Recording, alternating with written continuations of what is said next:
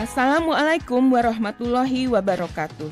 Saya Dr. Hajah Fenty Aprina Emkes, Kepala Dinas Kesehatan Kota Palembang, mengajak kepada seluruh warga dan masyarakat Sumatera Selatan untuk mendownload aplikasi RLI Playgo di Play Store dan App Store, agar seluruh masyarakat di Sumatera Selatan dapat menikmati fitur-fitur pilihan dan informasi akurat dan aktual, serta edukasi dan hiburan yang menarik dan mendidik dari RRI Palembang dan RRI seluruh Indonesia. Ayo segera download aplikasi RRI Playgo. Kini RRI ada di ujung jari Anda. Sekali di udara, tetap di udara.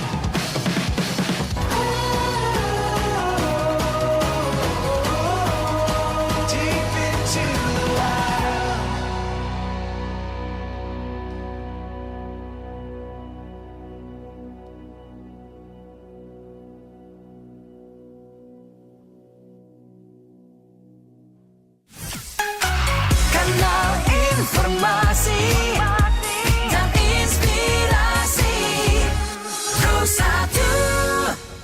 Ya, pendengar, kami hadirkan Dialog Palembang pagi ini untuk Anda di Selasa 29 Agustus 2023, dan pastinya di hari ini, hari Selasa 29 Agustus 2023 ini kami akan mengajak Anda untuk berbincang-bincang. Kita akan berbincang-bincang mengenai kita mengenali lebih dekat profil Palang Merah Indonesia dan kebutuhan darah di Kota Palembang ya. Jadi Anda boleh bergabung di 0711369977, 082179279090 ya. Dan pada kesempatan pagi hari ini kita akan berbincang-bincang nih bersama Dr. Ajeng Intan Estri Amanda ya, Kepala UTD PMI Kota Palembang di Dialog Palembang pagi ini. Segera Anda ikuti Dialog Palembang pagi ini.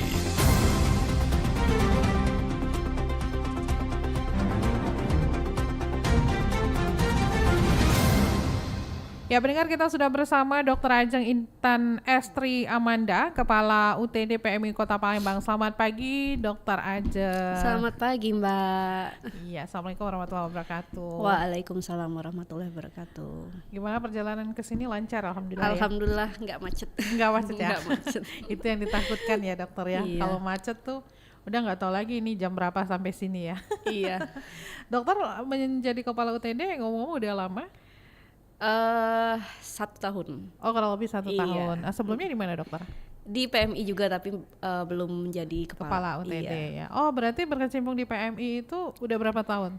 Udah 3 tahunan. Oh, udah lama ya, Iya. dokter ya. Udah cukup mengenal berarti ya. Iya. Oke. Tapi kita nih yang belum begitu mengenal sebenarnya. Kita cuma tahu mungkin dari kepanjangannya saja, PMI Palang Merah Indonesia, dan di situ tempatnya orang donor darah gitu kan ya. Nah, sebenarnya kalau misalnya kita untuk lebih kenal dekat profil PMI sendiri nih pendengar, inilah waktunya gitu ya, dokter ya. Silakan dokter. Jadi dari mana sih kita harus mengenal bahwa oh ini loh PMI di Kota Palembang itu? Silakan. Iya, jadi PMI sendiri kan singkatan Palang Merah Indonesia. Betul. Ya, Mbak ya. Mungkin semua orang juga sudah tahu, sudah familiar. Nah, cuman memang untuk PMI sendiri ini adalah sebuah organisasi sebenarnya, Mbak. Organisasi yang bergerak di bidang kemanusiaan. Nah, di mana dari organisasi tersebut ada pengurus. Pengurus kita kalau di Kota Palembang ini diketuai oleh Ibu Fitrianti Agustinda, yang juga selaku Wakil Wali Kota Palembang. Nah, di bawah pengurus itu nanti ada 2 cabang tuh, Mbak. Jadi ada markas PMI Kota Palembang, dan juga ada UTD PMI Kota Palembang. Nah, di mana markas ini nanti berkonsentrasinya itu ke bencana, terus pertolongan pertama untuk ambulans dan sebagainya. Jadi giat-giat yang ke masyarakat lah ya. Bantuan gitu. sosial gitu Iya, ya, Mbak ya? Okay. jadi kalau ada yang butuh ambulans, ada yang terkena bencana, itu langsung PMI biasanya langsung dari markasnya langsung turun tuh ke lokasi. Itu gratis ya, Mbak? Iya. Oh, gratis ya. Relawan, kita dari relawan ya. Okay. Nah, itu untuk markasnya yang berada di daerah Cempako. Iya, di daerah Cempako. Nah, satu lagi kita ada UTD, yaitu Unit Transfusi Darah PMI Kota Palembang, di mana berkonsentrasi di bidang donor darah dan donor darah dan transfusi darah. Jadi donor darah itu sendiri kita dapatkan ya dari ini, kita acara-acara nih seperti di RRI ini, atau juga di gedung juga kita melayani donor darah 24 jam. Nah jadi kalau untuk permintaan darah dari rumah sakit dan sebagainya, orang mau donor darah memang ke UTD PMI Kota Palembang. Kalau UTD PMI Kota Palembang sendiri sudah berdirinya sudah cukup lama ya, dari tahun 70-an. Oke. Iya, dari tahun 70-an. Dan juga dia merupakan UTD pertama juga di Provinsi Sumsel, di Kota Palembang maksudnya. Yeah. Dan juga UTD PMI Kota Palembang ini sudah tersertifikasi cara pembuatan obat yang baik dari Badan POM yang di pusat ya, dari Badan POM, di mana darah itu dikategorikan sebagai produk obat, sehingga sertifikasinya adalah dari Badan POM, cara pembuatan obat yang baik, dan menjamin mutu dan keamanan dari produk darah dari PMI Kota Palembang. Oke, jadi seperti itu ya. Jadi maksudnya kita tahu nih pendengar ternyata terbagi lagi gitu ya, dokter Iya. ya. Ada yang di markas, ada yang di UTD itu tadi ya. Oke. Nah, kalau misalnya markas tadi kan disebutkan itu pertolongan pertama untuk pada misalnya kita ambulan dan juga bencana gitu ya, dokter ya. Berarti kalau misalkan masyarakat nih ya lagi ketimpa musibah yang membutuhkan ambulan ya gitu kan ya, itu langsung menghubungin PMI markas saja. Iya, bisa. Oh. Sudah cukup banyak juga yang sudah dibantu. Iya. Terakhir di mana, dokter? Oh, kurang tahu karena itu kan Iya, di bagian markas ya, markas ya. bagian markas. Tapi memang banyak sekali lah yang mendapatkan bantuan dari PMI PMI sendiri ya. sendiri ya. Oke. Nah, kalau UTD-nya ini ya, kebetulan kan memang dokter di sini ya, maksudnya kepala UTD PMI ini ya. Nah, sebenarnya kalau misalkan sejauh ini kebutuhan darah yang kita butuhkan gitu ya, dokter ya, itu berapa banyak sih, dokter? Entah mungkin itu per 1 bulan ya, apa itu gimana tuh, dokter? Iya, jadi kalau kita di Kota Palembang ini kan UTD PMI Kota Palembang melayani permintaan darah sebenarnya bukan hanya di Kota Palembang saja, tapi di sekitar kabupaten di sekitarnya juga ada yang meminta darah ke PMI Kota Palembang nih, seperti Banyu Asin, Ogan Ilir, dan sebagainya yang di sekitar-sekitarnya, karena mungkin terdapat stok ya di kami. Nah, jadi kebutuhan darah itu sendiri ya cukup banyak jadinya kalau untuk di Kota Palembang ini, karena selain berfluktuasi juga ya, dalam satu hari itu kita bisa 150 sampai 200 ya untuk kebutuhan darah, untuk per bulannya kurang lebih 7.000 kantong.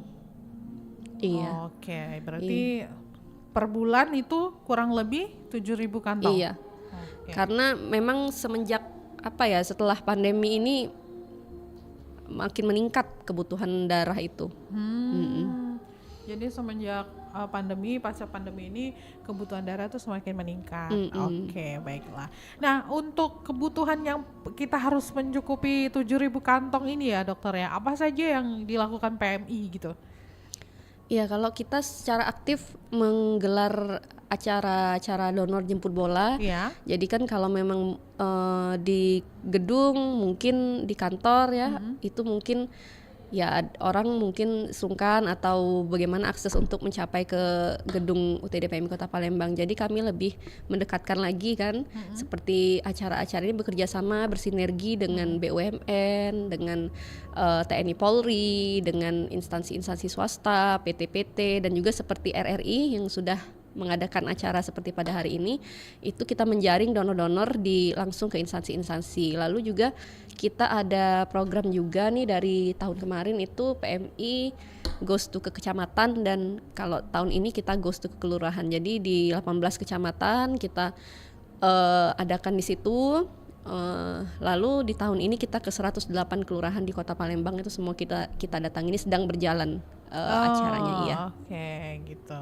Nah, jadi untuk Anda semua nih sebenarnya itu banyak ya, dokter ya. Tadi udah disebutkan bahwa yang kita butuhkan itu 7.000 kantong ya. Iya. Jadi memang kalau saat Kebayang orang dong ya. iya, kalau saat orang butuh mungkin saat tidak ada stoknya atau bagaimana ya, memang karena kebutuhan itu sedemikian tinggi ya. Ya, tapi Iya. dengan cara kita kerjasama gitu ya, dokter ya, ke instansi pihak swasta dan lain-lain itu tercukupi tidak? Sampai tidak ke 7.000 kantong itu? Iya, mungkin memang agak berat ya, ya karena memang masyarakat mungkin tahu sendiri ya pengalaman yang pernah mendapatkan atau membutuhkan darah ya. Alhamdulillah pada saat stok ada ya kita bisa membantu. Nah tapi kadang saat stok tidak ada, iya itu kan memang sebenarnya di Kota Palembang ini juga masih ada donor pengganti. Jadi langsung dari keluarga pasiennya yang mendonorkan darah khusus untuk pasien tersebut seperti itu. Biasanya kalau misalnya pasien nih lagi butuh terus tiba-tiba kita nggak bisa kasih gitu ya dokter ya karena stoknya kosong, jadi solusinya apa tuh dokter? Iya tadi donor pengganti. Pengganti. Iya jadi dari keluarga mencari donor dari keluarga atau famili atau sanak saudara yang bisa yang sama golongan darahnya untuk mendonorkan darah. Berarti PMI ini rutin ya dokter ya? Setiap 1 bulan sekali itu melakukan jemput bola donor darah? Oh ya setiap hari kita. Setiap hari malah ya? Iya setiap hari bisa 3-4 kalau 3-4 kegiatan maksudnya. Jadi misalkan kayak hari ini bukan hanya di RRI saja nih, ada juga di tempat-tempat lain.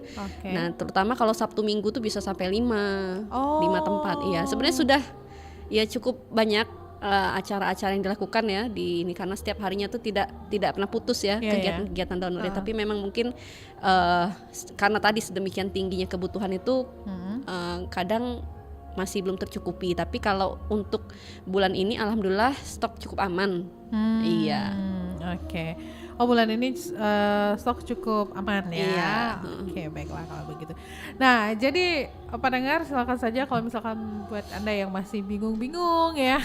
Inilah saatnya langsung aja nanya ya di 0711369977, bisa juga melalui WhatsApp di 082179279090 ya. Bisa juga Anda saksikan melalui akun YouTube Pro 1 Palembang ya. Untuk Anda yang mau lebih kenal dekat bersama profil PMI dan juga kebutuhan darah di Kota Palembang itu seperti apa ya. Di awal sudah kita sebutkan bahwa kebutuhan darah itu kurang lebih 7.000 kantong per bulannya. Nah tapi nih dokter ya yang mau saya tanyakan, dengan 7.000 kantong dan setiap harinya pihak PMI itu melakukan jemput bola kegiatan donor darah gitu ya. Nah biasanya kalau setiap hari itu satu kegiatan gitu ya, itu kita sudah bisa mengumpuli berapa banyak kantong darah dokter? Sesuai target dari instansi yang mengadakan donor ya. Jadi berkisar antara 20, ada yang 30, ada yang banyak bisa sampai 100. Ya, itu kan target ya. Kalau misalnya kan kadang-kadang kan pada kenyataannya pas di hari H kan target tidak tercukupi ya, karena mungkin ya ada juga beberapa yang tidak bisa ternyata mendonorkan darahnya. Nah biasanya paling kenceng berapa banyak gitu dokter kita udah berhasil mengumpulkan darah ini ya? Kalau di instansi yang besar itu biasanya bahkan ada yang bisa sampai dapat 200 sampai 300-an ya. Iya, tapi kalau memang dia yang cukup belum terlalu ini, dia bisa sekitar 30-an. Iya. Berkisar. Ya, paling besar aja 300-an iya, gitu ada ya. yang 300-an. Ya, kumpulin aja selama 1 bulan 7.000 kantong tuh lumayan kerja keras banget ya dokter ya. Iya, karena memang seperti itulah keadaannya di Kota Palembang. Makanya kita harus kerja keras tadi untuk mencari donor-donor ini kan. Alhamdulillah sekarang ini seperti universitas-universitas, anak-anak kuliahan itu udah aktif karena kemarin kan saat pandemi itu banyak kegiatan yang stop ya. Jadi beberapa instansi itu agak masih ngerem dulu nih untuk acara-acara membuat acara-acara seperti ini. Tapi setelah pandemi ini berangsur membaik, alhamdulillah banyak yang sudah mulai lagi seperti dari tadi universitas, anak-anak kuliahan, anak-anak sekolahan, SMA itu juga sudah mulai. Nah, kalau soal kegiatannya yang kita lakukan, manfaatnya untuk kesehatan tuh apa sih, dokter? Iya, kalau donor darah ini memang mungkin banyak sekali ya manfaatnya ya. Dari yang kita lihat dari media-media edukasi, ya bisa menurunkan, bisa membakar kalori, baik untuk kesehatan jantung, menurunkan resiko penyakit kanker, terus dia membantu regenerasi sel darah merah kita kan, karena setiap kalau kita rutin 2 bulan sekali, maka dari 2 bulan sekali itu sel darah merah kita itu akan terus beregenerasi menjadi sel darah merah yang baru. Seperti itu. Iya, karena kan sel darah merah itu kan ada umurnya kan. Iya, Jadi iya, kalau di waktu tertentu kan memang dia harus diganti. Nah, dengan donor darah ini dia mungkin dia akan lebih melancarkan lagi itu proses untuk regenerasi sel darah merahnya. Jadi sel-sel darah merah kita tuh selalu terbarui. Makanya di situ banyak yang merasa lebih segar, lebih fit, lalu lebih apa ya, mungkin jadi lebih awet muda gitu kali ya. Karena memang banyak sekali pendonor-pendonor kita itu yang sudah di usia lanjut gitu ya, misalnya udah 60-an ke atas tuh masih donor tuh, sudah sampai 100-an kali ke atas ya. Bahkan ada yang udah sampai 150 kali donor. Itu alhamdulillah badannya sehat gitu ya, sehat dan fit lah. Oke, baiklah kalau begitu. Nah, jadi nih apa, kalau misalnya kan kadang tuh juga ada yang ngomong gini, oh nggak usah donor nanti ada efek sampingnya. Itu beneran atau gimana tuh dokter?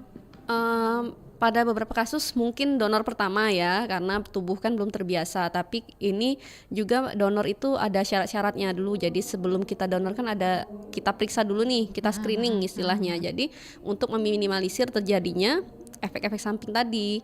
Nah, jadi misalnya dia harus periksa tensi dulu, ada tensi minimalnya, lalu ada periksa HB dulu, HB minimalnya berapa, lalu ditanya dulu nih tidurnya cukup nggak, ada minum obat-obatan, udah makan belum, udah pernah donor sebelumnya, berat badan juga ada minimal 45 kilo. Nah, jadi kalau memang sudah memenuhi itu semua sih sebenarnya insya Allah lancar. Nah, tapi mungkin pada beberapa orang yang donor pertama belum terbiasa aja. Tapi yang sebagian besar sih kita dapatkan nggak ada efek samping. Tapi kalau efek samping yang berdasarkan di lapangan ya, seperti apa yang sudah dibilang dokter tadi, biasanya yang pertama kali ya, itu efek samping apa yang dirasakan dokter? Yang paling sering sih pusing ya. Oh, pusing. Iya, pusing gitu aja, pusing kayak karena itu tadi tubuhnya belum terbiasa mungkin ya. Tapi kalau memang sudah semuanya syaratnya terpenuhi, berat badannya cukup, tensinya cukup, HB-nya cukup dan segala macamnya terpenuhi, itu insya Allah nggak terjadi apa-apa. Oh, iya. Oke. Nah, tapi kalau misalnya kita menaksir harga gitu dokter ya, harga satu kantong darah itu berapa sih dokter? Iya, sebenarnya kantong darah ini kan merupakan produk obat ya Mbak, jadi jatuhnya ya kalau kita kategorikan di rumah sakit kan juga menjadi salah satu terapi lah ya untuk pasien ya, pasien-pasien yang membutuhkan darah. Nah, jadi darah ini kan kita dapatkan dari pendonor dalam bentuk whole blood ya, darah segar. Darah segar. Darah segar ini juga masih harus diolah kembali.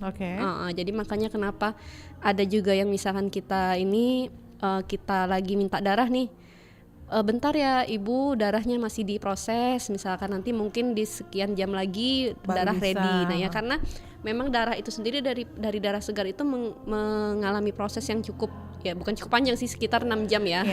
Sekitar 6 jam. Jadi mulai dari diuji dulu nih, diuji saring. Jadi kan kita harus pastikan darah ini tidak terkontaminasi 4 penyakit seperti HIV, hepatitis B, C dan sifilis tadi. Nah, itu kan diperiksa dulu. Nanti setelah itu ada pengolahan. Diputer dulu, lalu udah diputer dipisah, lalu dirilis. Jadi ada beberapa tahap. Nah, proses kita mengolah darah ini kan membutuhkan ya alat ya, tenaga, listrik dan sebagainya ya. Jadi bukan langsung jadi aja kan. Jadi dalam proses itu kan pasti membutuhkan sumber daya manusia maupun sumber daya alat ya. Nah, jadi dari situlah muncul istilah namanya biaya pengganti pengolahan darah yang diatur oleh pemerintah, Kementerian Kesehatan dan juga Pengurus Pusat Palang Merah Indonesia. Jadi di situ harga yang ditetapkan ya, bukan harga si BPPD tadi ya atau biaya pengganti pengolahan darah itu adalah sama untuk seluruh Indonesia. Jadi tidak ada satu daerah yang lain, misalkan tetapkan BPPD sendiri, nanti daerah sini lain. Nah, itu ditetapkan untuk satu kantong darah itu BPPD-nya Rp490.000. Tetapi untuk seluruh pasien yang memiliki jaminan ya, BPJS ataupun jaminan swasta lain ya, itu jadi tidak apa ya? Ya jadi bukannya pasien yang membayarkan gitu. Jadi jatuhnya sama kayak obat. Karena kan saat kita dirawat nih di rumah sakit, dengan menggunakan BPJS ataupun asuransi swasta lainnya, itu kan kita langsung langsung dibayarkan dari klaim asuransi tersebut ya. Jadi jatuhnya yang membayarkan itu adalah asuransinya, karena dia termasuk di kategori obat tadi, sama seperti obat-obatan infus, misalkan obat-obatan suntik yang kita pakai, darah pun juga diklaim oleh asuransi yang kita pakai. Jadi termasuk juga KIS ya, KIS untuk yang kelas 3 yang tidak mampu itu juga masuk ke dalam klaimnya, sehingga mungkin masyarakat tidak membayar ya, maksudnya tidak membayar. Apalagi untuk di loket untuk di UTD PMI sendiri kita tidak ada transaksi begitu maksudnya. Tidak ada transaksi di loketnya. Jadi semuanya itu langsung dari klaim asuransi ataupun penagihan. Iya. Berarti kalau misalnya kita butuh darah di PMI itu tidak ada donor tidak ada membayar ya? Iya, hampir sudah tidak ada lagi transaksi cash ya, transaksi di loket itu, karena kalaupun memang pasiennya umum misalnya ya kan, ada saja misal pasien umum itu langsung kita penagihan ke RS. Iya, jadi itulah sekarang untuk mengurangi juga kejadian-kejadian yang tidak diharapkan ya. Jadi sehingga di PMI sendiri, di UTD-nya sendiri itu sudah sangat minim sekali transaksi. Oke, baiklah kalau begitu. Nah, jadi kalau misalnya kita mau donor darah ya dokter ya, kita harus mencukupi syarat seperti apa nih dokter? Tadi yang screening tadi lah yang biasanya kita yang menentukan. Iya, yang kita tanyakan ya. Kalau kita tanyakan tuh tidur cukup, udah makan atau belum. Kalau pada wanita sedang tidak hamil, menyusui, atau pasca operasi. Kalau operasi besar itu 2 tahun, minimal operasi kecil 6 bulan. Lalu tidak menderita penyakit-penyakit yang berat ya, seperti jantung, stroke, DM dan sebagainya. Selain dari situ diperiksa juga tekanan darah, berat badan dan juga HB. Oke, jadi berat badan itu juga perlu ya dokter? Iya, berat badan juga perlu.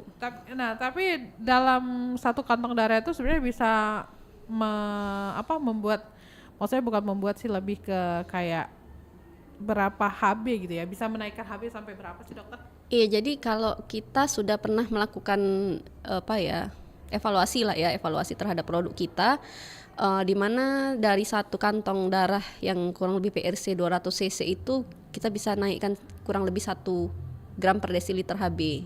Jadi misalkan dari sebelumnya HB-nya 7, satu kantong ditransfusikan itu bisa ke 8. Iya, menaikkan 1 gram per desiliter. Oke, baiklah kalau begitu. Nah, jadi kalau misalkan kita mau donor darah ya, itu mekanismenya sendiri seperti apa dokter? Kalau kita langsung ke PMI, apa nantinya dari rumah sakit ke PMI gitu ya dokter? Kalau untuk donor sukarela ini ya, maksudnya untuk donor biasa yang sukarela bisa langsung mendatangi, misalnya cek IG UTD PMI Kota Palembang nih. Di situ kan nanti diupdate, misalnya hari ini kita ada di sini nih, itu kan biasa terbuka untuk umum. Nah, jadi bisa langsung datangin kalau deket. Nah, atau bisa juga kalau memang deket ke gedung, deket ke kantor, boleh ke kantor di Jalan Srijaya di KM 5,5. Nah, selain dari situ kita juga ada di gerai PTC Mall, di deket Bata, di sebelah Bata itu ada gerai PTC Mall yang buka dari jam 12.30 sampai dengan 8 malam. Jadi kalau sambil jalan-jalan di mall boleh, kalau saatnya donor boleh mampir. Kita juga di Kambang Iwa itu rutin setiap hari Minggu dari jam 6 ya, dari jam 6 sampai kurang lebih jam 9, jam setengah 10 pagi. Nah, di situ bisa didatangi. Nah, kalau untuk mekanismenya sendiri, kalau untuk donor sukarela langsung datang aja ke tempat-tempat tersebut yang sudah disebutkan tadi dengan membawa identitas biasa, KTP atau SIM atau apa.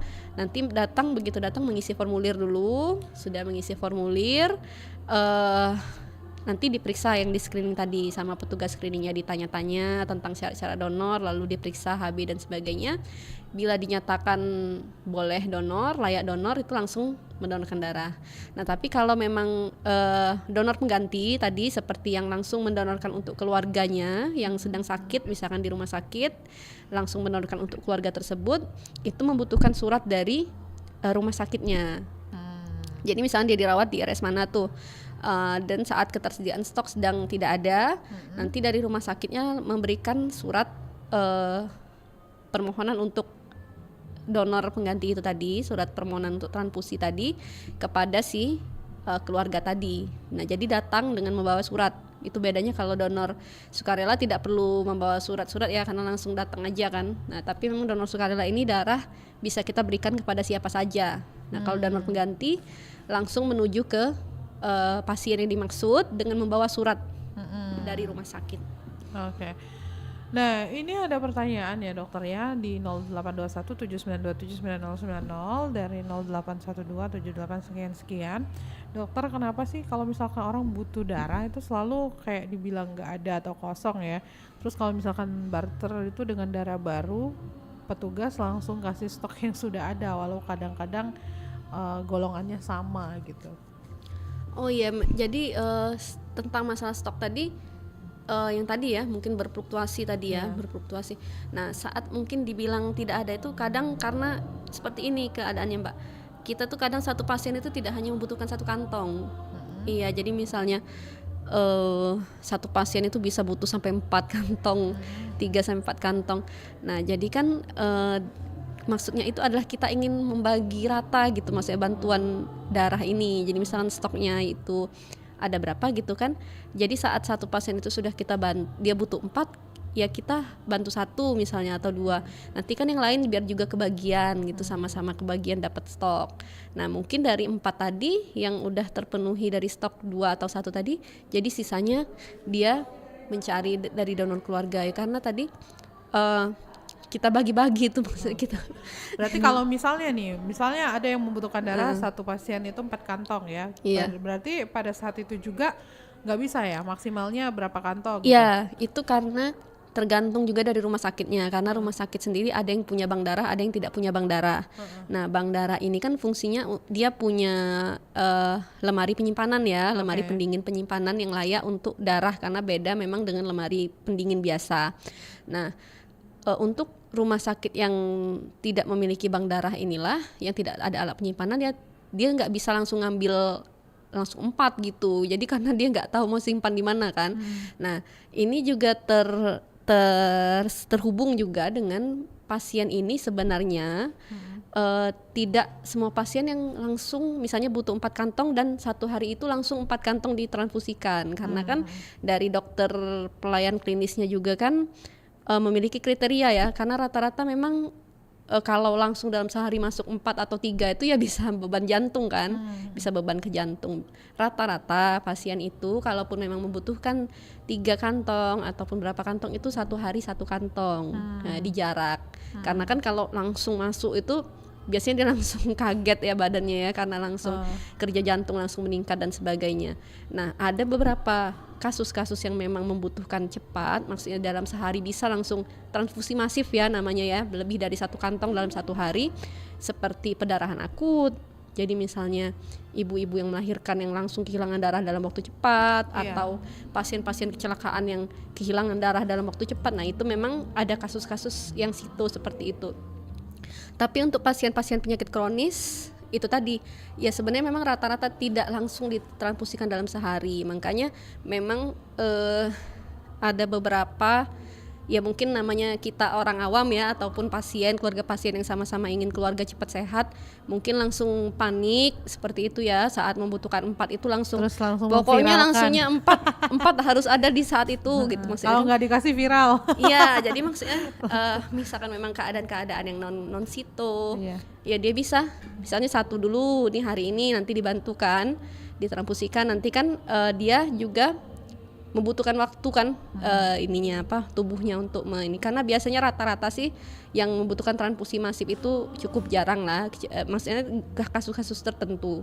Yang lain memang dalam 1 hari itu mungkin 1 kantong, besoknya transfusi lagi 1 kantong. Bahkan beberapa kasus juga yang sudah diasumsikan butuh 4 kantong di awal oleh dokter pelayan klinisnya, tapi ternyata di perjalanan cukup 2 atau 2 kantong saja sudah boleh pulang atau sudah dibilang cukup gitu sama dokternya, seperti itu. Memang ada juga karena kadang yang ditulis kebutuhan di awal itu juga masih perkiraan dokter kan, dokter. Nah, setelah perjalanan penyakitnya di treatment, diobati, masuk 1 kantong, masuk 2 kantong, ternyata sudah membaik, sudah cukup, pasiennya sudah boleh pulang. Nah, itu banyak juga kejadian di rumah sakit itu pada saat sudah di stok nih, masuk diambil nih 4 kantong yang bank darah, pasiennya pulang ya, jadinya darahnya itu ya itulah tadi bisa dialihkan ke pasien lain. Nah, ya seperti itu. Oke. Nah, kalau misalkan kita mau donor itu ya dokternya memang itu maksimal 1 bulan sekali, apa sebenarnya boleh kita 1 bulan 2 kali gitu? Iya, kalau jarak donor mungkin 2 bulan sekali ya. Malah 2 bulan sekali. Iya, bukan 1 bulan sekali. Jadi 2 bulan sekali itu minimal. Kurang dari 2 bulan sekali itu tidak bisa. Jadi walaupun kurang sehari itu nggak bisa, karena kita sudah pakai sistem kan. Sistem kita sudah terkomputerisasi dengan SIM Dondar. Jadi pada saat kita masukkan nama, identitas ataupun nomor HP, tanggal lahir dan sebagainya itu kan nanti bila dia kurang dari 60 hari itu, kelihatan kurang dari, ya, dia langsung nggak bisa input, nggak bisa masuk datanya, terus nanti dia nggak bisa keluar darahnya kan, karena kita kan dari depan sampai ke belakang terkomputerisasi. Jadi kalau begitu dia di depan tertolak dengan alasan misalnya belum 2 bulan ataupun dia sudah pernah terindikasi reaktif penyakit 4 parameter tadi, dia langsung tertolak dan tercekal. Itu nggak bisa lagi sistemnya mendetek sampai ke belakang. Sehingga kalau kadang ada beberapa pendonor nih kurang sehari, kurang ya karena itu tadi sistemnya nggak bisa, karena memang harus minimalnya 2 bulan sekali, nanti takutnya berpengaruh ke kesehatan pendonor. Oh gitu. Iya, nanti donor terus kurang dari 2 bulan udah kepucet, sakit ya, udah dokter, pucet. Nah, tapi dokter berdasarkan di lapangan tuh biasanya paling banyak tuh ya yang membutuhkan donor darah tuh golongan darah apa? Karena darah ini kan ada 4 golongan ya, A, B, A, B, O. Memang kalau secara demografinya kan golongan darah AB memang lebih sedikit ya. Jadi misalkan perbandingannya mungkin 1:5 mungkin ya, atau 1:10 kali ya. Karena yang memang bergolongan darah AB lebih sedikit. Jadi AB ini memang orangnya lebih sedikit di dunia ini kan. Jadi orang yang sakitnya juga sedikit, orang yang donornya juga sedikit, karena jumlahnya kan sedikit golongan AB. Yang sakit banyak. Tapi biasa lebih sedikit juga pasiennya AB, karena kan jumlahnya ya, kan sama aja ya. Iya, dokter, jumlahnya kan sedikit, lebih sedikit. Iya. Jadi yang kalau A, B, O itu banyak sekali yang donor. Berarti kalau misalnya kita mau donor tuh memang harus sesuai dengan ininya ya, golongannya ya. Iya, kalau nggak bisa misalnya kucuk-kucuk kasih ke AB, nggak bisa. Iya, nggak bisa. Harus sama golongannya. Itu sama golongan pun kita masih harus periksa uji silang serasi. Jadi misalkan kita ngasih darah sudah sama-sama golongan A, nggak bisa langsung dikasih juga. Nah, itu ada proses satu lagi tuh yang pasien juga harus tahu, keluarga pasien juga harus tahu, bahwa sebelum dia A sama A disenggol aja dokter mic-nya, kabel-kabelnya kayak gitu. Nah, ya, sudah dikasihkan itu, kita harus uji dulu silang serasi, kecocokan antara darah pendonor dengan darah pasien. Iya, karena A sama A juga belum tentu cocok. Nah, ada antibody. Diperiksa dulu sekitar 30 menitan proses pemeriksaannya. Kalau memang dinyatakan uji silang serasinya cocok, darah aman untuk diberikan. Itu kan untuk meminimalisir reaksi transfusi. Takutnya kalau nggak diuji silang serasi, nggak dicocokkan antara darah pasien sama darah pendonor, jadinya ditransfusi jadi demam, jadi menggigil, jadi urtikari, iya, jadi gali-gato. Berdampak sama gitu juga iya. Ya, dokter ya. Oke.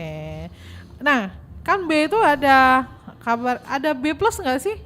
Iya, rata-rata plus itu kan resus ya. Jadi maksudnya apa? Resus itu semacam resus itu juga penggolongan-golongan darah juga. Jadi ada ABO, ada sistem resus juga. Kalau di kita ini kan yang lazim digunakan itu adalah sistem ABO dan resus tadi. Jadi setiap golongan darah baik AB ataupun O, kita tentukan juga resusnya, positif ataupun negatif. Oke. Ya, jadi resus itu ada 2, positif dan negatif. Nah, tapi untuk masyarakat Indonesia, penduduk Indonesia pada umumnya, Asia lah ya, itu Indonesia ini seluruhnya sebagian besar ya, mungkin 99% itu resus positif ya. Yeah. Seluruhnya, kecuali kalau yang negatif ini darah langka kalau kita sebutnya. Darah langka karena biasanya dia ada keturunan bule nih berarti. Mungkin dari keturunan bule ya Rata-rata kan. itu ya, Ya karena dokter. kalau orang luar, orang barat ataupun ini memang banyak yang resus negatif ya. Kalau Iya. kita resusnya positif. Sehingga kalau kita ada permintaan pasien resus negatif ataupun ada pendonor yang resusnya negatif saat diperiksa awal itu tidak kita sarankan donor tuh. Jadi misalnya ada orang resus negatif mau donor, kita tidak sarankan donor saat itu. Lebih baik kita save untuk nanti kalau ada orang yang membutuhkan resus negatif yang butuh karena darah langka tadi. Oke. Iya, tapi sebagian besar sih 90% itu kita semuanya resus positif di Indonesia ini. Oh gitu. Iya. Oke deh. Nah, jadi semua sudah terjawab ya pendengarnya apa yang sudah Anda tanyakan ya. Nah, jadi kalau misalkan kita berbicara soal donor darah itu sendiri, ternyata itu baik banget malah untuk kesehatan ya dokter ya. Paling kalau misalkan memiliki apa kayak efek samping tuh pas pertama aja. Kalau misalnya kamu pertama kali gitu ya, pertama kali apa mengikuti donor darah. Dokter, saya ini nanya pertanyaan pribadi. Kenapa sih saya nggak bisa donor darah? Mungkin di mana tuh Mbak itunya? Apa? Apanya? Apa nggak Di memenuhi? bed, di tempat tidur. Pas dia tempat tidur dia tidak mau. Apa yang terjadi ini dokter? Di tensi ya, pas di tensinya ya? Enggak, tensi. Iya. Tapi pengecekan awal tuh aman bisa ya. Iya. Pas kita pemeriksaan di tensi tuh nggak bisa Mbak. Iya, biasanya kita kalau di acara-acara donor ini kita tensinya di bed Iya, ya. Beda kalau kita di kantor tensi dulu di depan karena kita pengen efektivitas aja nih Iya, kan karena iya. petugas juga. Jadi HB dan segala macam diperiksa di depan, begitu tensi kita langsung di meja nih. Iya. Kadang ada 2 kali kan dokter di tensi Iya, di awal tensi lagi, ya. iya. Nah, tensi awal tuh aman dokter. Nah, pas kita di bed ya, dia langsung Ya drop mungkin shy. gugup kali ya, mungkin gugup. Walaupun bawaan kita tuh padahal tenang, ayo Mbak mau segala macam, ternyata itu tidak bisa di. Iya tidak karena bisa- memang mungkin di bawah 100 ya, Psikolognya, iya. sebawah 110 ataupun ini. Iya. Ya, Psikologinya langsung berubah gitu iya ya dokter mungkin ya, ya. mungkin agak gugup atau Iya, karena bagaimana. takut jarum gitu ya dokter bisa ya itu ya. Karena memang ada juga orang yang cenderung darah rendah ada juga. Jadi maksudnya itu memang pada saat dia keadaan normal pun ya tensinya memang agak rendah Ya, gitu benar-benar kan. ya, ya. Heeh. Oke. Nggak bisa dipaksa juga daripada nanti pendonornya itu ada apa-apa kan. Ya benar. Ya udah. Jadi kalau misalkan yang nggak bisa, jangan maksain ya gitu ya. Oke.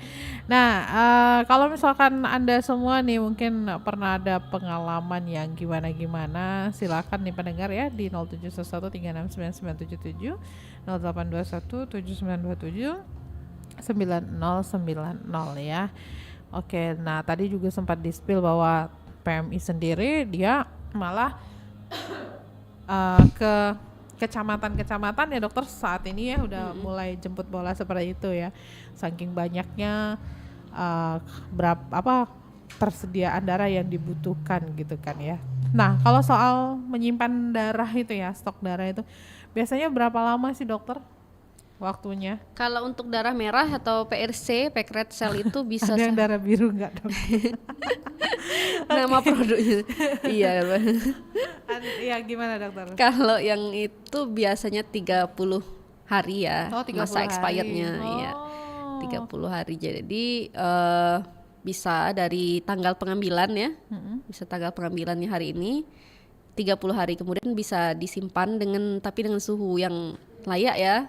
Jadi terkontrol, termonitor suhunya dari alat penyimpanan itu yang khusus tadi di 2 sampai 6 derajat Celcius. Berarti untuk penyimpanan darah sendiri itu harus memerlukan ruang khusus darah? Apa Ya, bisa kita simpan di freezer? ruangan kalau di PMI ada di UTD PMI Kota Palembang ada ruangan khusus. Nah, di mana di situ terletak refrigerator tadi ya. Refrigerator blood bank darah ya kita sebutnya. Nah, di blood bank itulah kita pantau suhunya sedemikian rupa di kisaran 2 sampai 6 derajat Celcius. Nah, kalau dengan penyimpanan yang baik seperti itu bisa bertahan 30 hari tadi. Tapi memang di kita ini nggak pernah sampai 30 hari. Langsung habis. Biasanya hari ini ngambil ya 2-3 hari Langsung ya udah dipakai ya? Udah ludes. Udah ludes. Iya, udah. Oke, pernah nggak sih kulkasnya PMI itu ya kosong sampai berapa lama gitu? Biasanya waktu bulan puasa. Oh iya, berapa lama dokter? Apa puasa juga dia? Iya, kalau bulan puasa ini kan kita selalu antisipasi sebenarnya. Jadi sekitar, karena dia bisa bertahan 30 hari tadi kan, sekitar 2 minggu sebelum, mana stok yang 2 minggu sebelum kita banyakin dulu kan. Biasanya kita lebih giat nih jemput bola ke instansi. Betul. Kita arahkan ke sebelum bulan puasa. Nanti sebagiannya itu didistribusikan, sebagiannya kita untuk stok puasa tadi. Jadi kita simpen itu bisa sampai penuh kulkas kita kan, sampai 1000-an lebih biasanya di dalam kulkas. Nanti waktu masuk bulan puasa Puasa sekitar juga dia. seminggu 2 minggu itu 1000-an tadi udah mungkin sudah Menipis agak ya. lengang, agak menipis. Oke. Tapi memang kalau kita ini bersyukur sekali, walaupun memang beberapa instansi yang tidak bisa donor ataupun pendonor yang tidak bisa donor di bulan puasa, kita dibantu teman-teman dari vihara, dari gereja. Itu alhamdulillah sekali itu setiap Sabtu minggunya itu selalu ada kegiatan kita arahkan di vihara maupun gereja. Oh, ke masjid-masjid juga nggak sih dokter?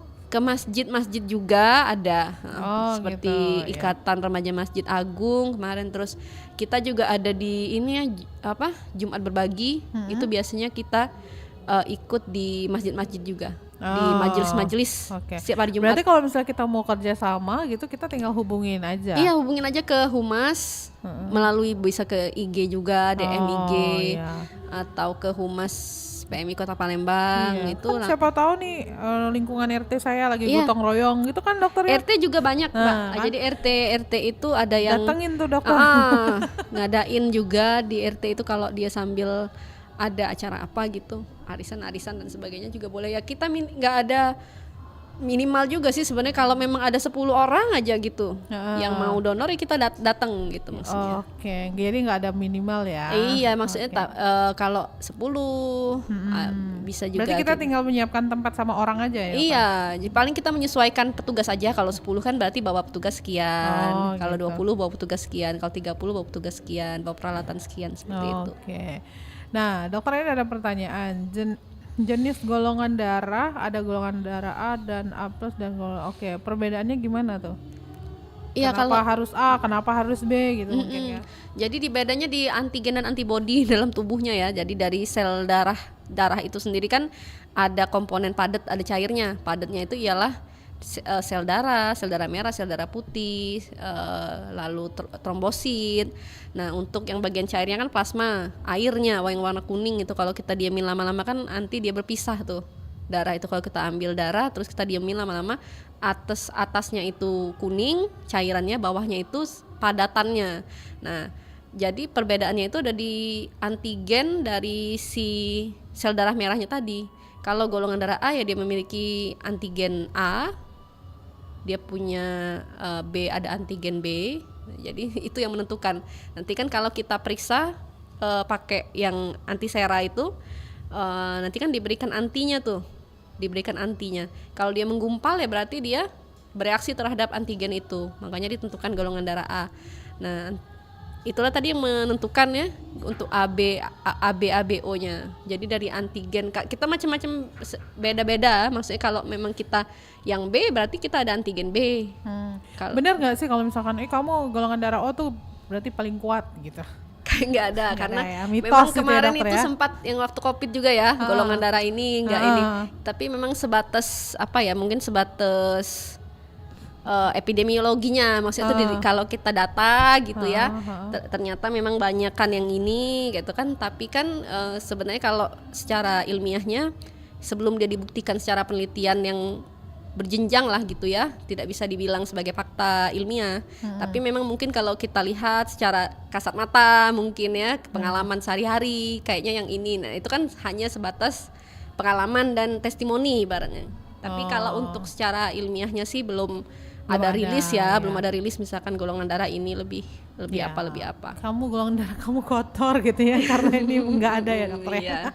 Nah, kalau proses darah itu sendiri ya dokter ya, sebelum kita berikan ke pasien yang membutuhkan, itu seperti apa? Apakah memang langsung saja kita berikan ya? Misalnya kita butuh golongan darah A nih ya, kucuk-kucuk dari sana ini dapat nih nah pas mau diberikan itu diperiksa lagi apa langsung aja ditransfusikan? Iya, jadi kan kalau dari awal tadi proses yang seperti tadi kan diolah, disaring, diuji dan segala macam sampai jadi produk, dinyatakan layak oleh divisi produk rilis di kami untuk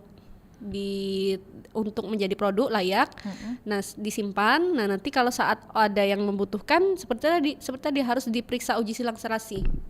Jadi kita minta sampelnya si pasien. Sampelnya si pasien itu dipinta juga. Nanti kita silangkan dengan darah pendonor.